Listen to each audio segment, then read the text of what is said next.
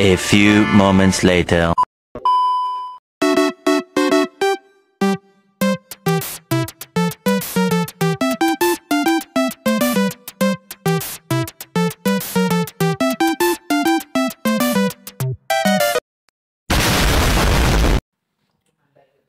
Assalamualaikum warahmatullahi wabarakatuh.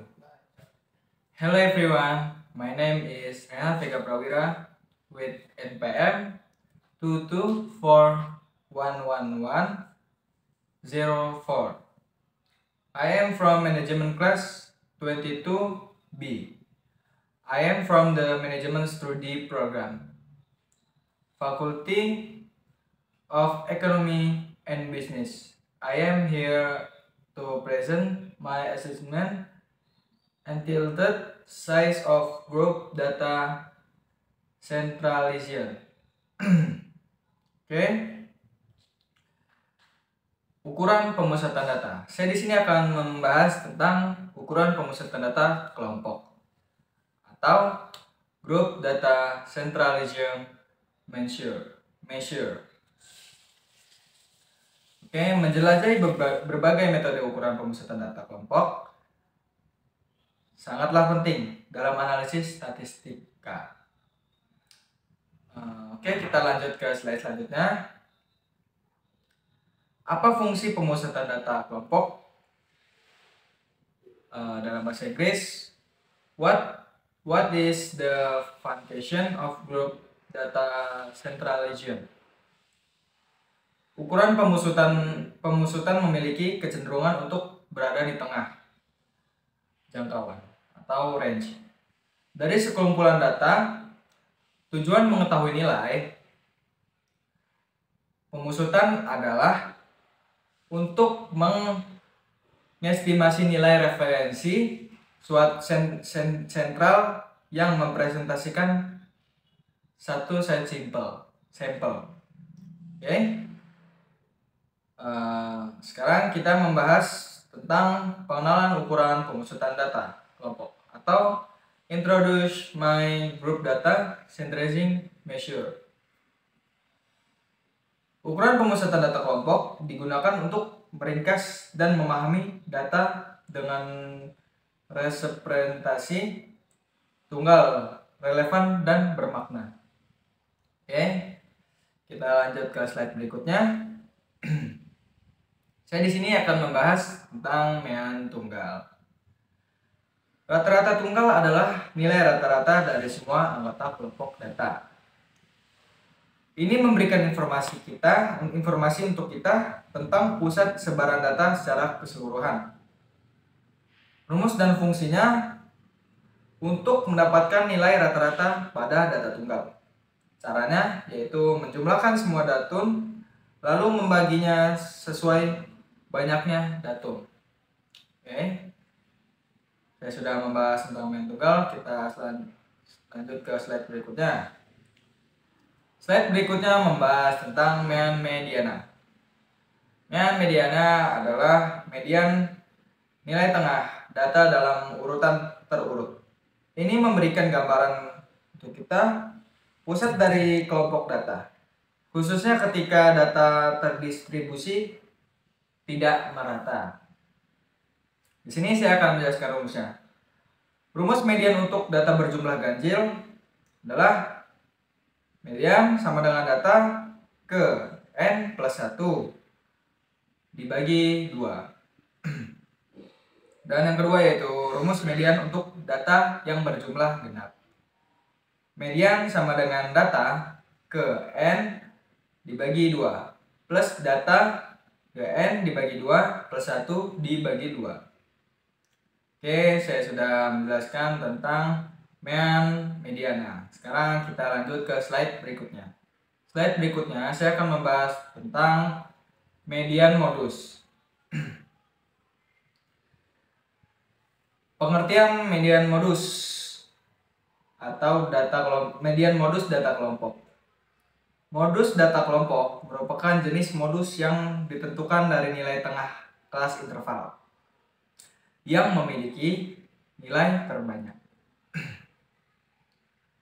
Namun nilai yang dihasilkan masih berupa nilai kasar. Agar nilai menjadi halus, digunakan rumus MO sama dengan L sama dengan D per D1 plus D2.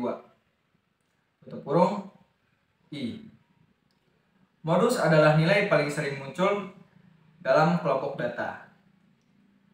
Data ini memberikan gambaran tentang nilai yang paling umum atau dominan dalam kelompok. Cara menghitung modus adalah dengan mencari nilai terbesar, lalu mengurutkan nilai yang paling sering muncul yang terdapat pada sebuah data yang tersedia. Oke, kita lanjut ke slide berikutnya. Di sini saya akan membahas tentang range. Range adalah perbedaan antara nilai maksimum dan nilai minimum dalam kelompok data.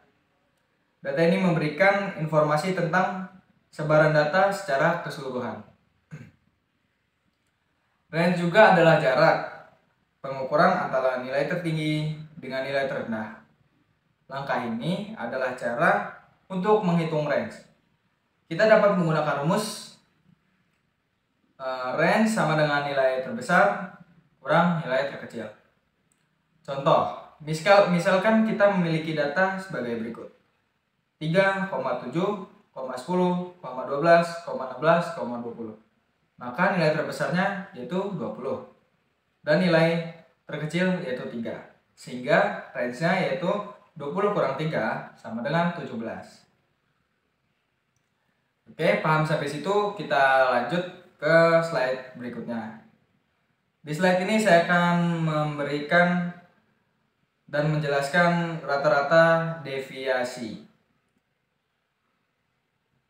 Berapa itu rata-rata deviasi? Rata-rata deviasi adalah suatu kumpulan data rata-rata seluruh deviasi dari sesuatu titik pusat yang ditetapkan. Ini adalah alat statistik untuk mengukur jarak dari rata-rata atau median. Dengan rata-rata adalah nilai rata-rata semua angka dalam kumpulan dan median adalah angka tengah yang tepat ketika kita mengurutkan kumpulan data dari angka terendah hingga angka tertinggi. Deviasi rata-rata. Deviasi rata-rata adalah suatu kumpulan data, disebut juga deviasi absolut rata-rata atau MAD atau deviasi absolut rata-rata. Rata-rata deviasi juga menggambarkan sejauh mana anggota data dalam kelompok terletak dari rata-rata kelompok. Ini membantu kita untuk memahami variasi data. Oke. Di sini saya akan menjelaskan cara menghitung deviasi rata-rata atau how to calculate to average deviation. Nomor 1 yaitu hitung mean atau median. Langkah pertama adalah menghitung mean. Kita dapat melakukan dengan menjumlahkan semua nilai dalam kumpulan data dan membagi jumlah yang dihasilkan dengan jumlah total nilai. Yang kedua yaitu hitung deviasi dari mean. Setelah menghitung mean, Anda dapat menghitung deviasi dari mean untuk setiap nilai dalam kumpulan data. Hitung selisih antara rata-rata yang dihitung sebelumnya dan setiap nilai dapat kumpulan data dan tuliskan nilai absolut dari angka yang dihasilkan. Nilai absolut sesuatu bilangan adalah modulusnya atau nilai non negatifnya. Karena apa? Karena arah setiap variasi tidak relevan ketika menghitung simpangan rata-rata. Semua angka yang dihasilkan adalah positif. Dan rumusnya itu ada banyak. Nah, saya akan menjelaskan itu saja. Oke, sekian presentasi yang bisa saya sampaikan. Okay, everyone. Thank you. I have watched the presentation video. I apologize if there are any mistake. Wassalamualaikum warahmatullahi wabarakatuh.